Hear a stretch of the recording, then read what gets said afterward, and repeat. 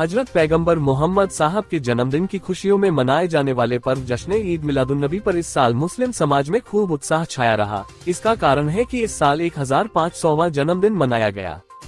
10 दिनों से लगातार मस्जिदों में तकरीर हुई, घरों व मोहल्लों को आकर्षक लाइटिंग से सजाया गया, बच्चों व महिलाओं के लिए नात ख्वानी, लंगर समेत विभिन्न प्रोग्राम आयोजित किए गए।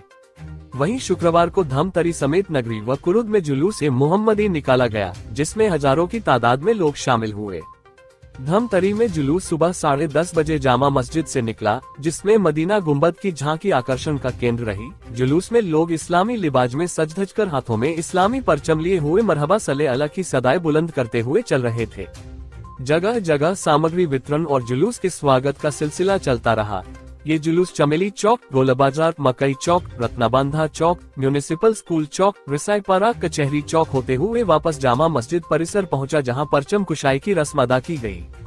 इसके पहले सुबह यतीम खाना, ईदगाह, मदीना मस्जिद, हनफिया मस्जिद व गरीब नवाज मस्जिद में भी परचम कुशाई किया गया। मुबारकबाद देने पहुंचे विभिन्न समाज के लोग, विधायक व महापौर भी हुए शामिल। धमतरी की परंपरा रही है कि धार्मिक जुलूस पर अन्य समाज के लोग मुबारकबाद देने पहुंचते हैं। जश्न ईद के जुलूस के अवसर पर भी परंपरा निभाई गई। जश्न ईद मिलादुन्नबी के भव्य जुलूस के दौरान हाजी रशीद खत्री समेत कुछ युवा पंजाब के बाढ़ पीड़ितों तथा फिलिस्तीन में जुल्म के शिकार हो रहे लोगों के लिए दुआ की तख्ती लेते हुए चल रहे थे। इन युवाओं ने कहा कि हजरत मोहम्मद पैगंबर साहब ने हमेशा इंसानियत का पैगाम दिया है। लोगों की भलाई के कार्य को प्राथमिकता से करने के उनके संदेश का अनुसरण करते हुए यौम विलादत पर सेवा कार्य किया गया।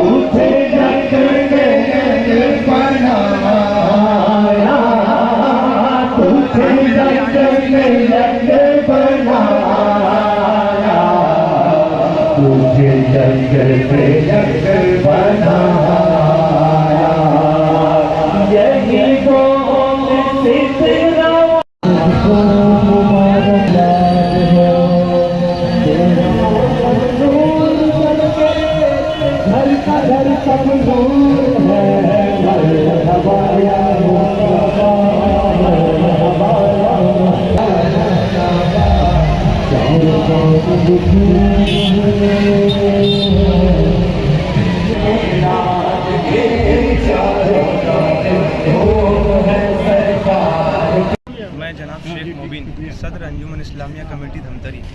जैसा कि आप सभी को मालूम है कि हर साल की तरह इस साल भी जुलूस मोहम्मदी जो कि जामा मस्जिद से निकलकर खड़ी चौक, म्यूनिसिपल स्कूल चौक, रिसाईपारा कचौरी चौक होते हुए वापस जामा मस्जिद में पहुंची, जहां हमारे इस साल जो हुज्जाज इकराम है और हमारे जो उलमा इकराम है, चारों मस्जिद के उनके दस्ते मुबारक से परचम कुशाई की रस्म अदा की गई।